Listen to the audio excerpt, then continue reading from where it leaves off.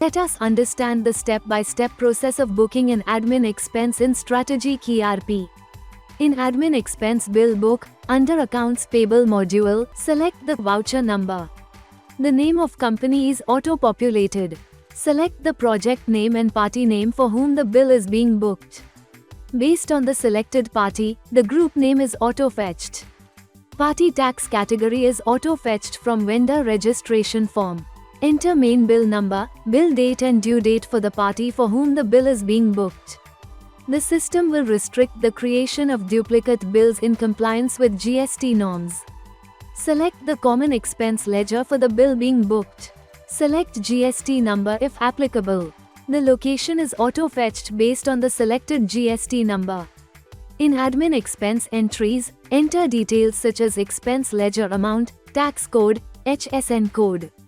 Tax code amount is auto-calculated based on the tax code and HSN code. If TDS is involved, click on More Details tab and select Yes for TDS deduction. You can view all TDS related details such as tax category, TDS principal amount, TDS percentage and TDS amount in Show TDS Details tab.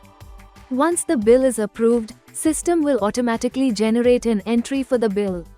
Click on History to view the auto-generated entry for the approved bill.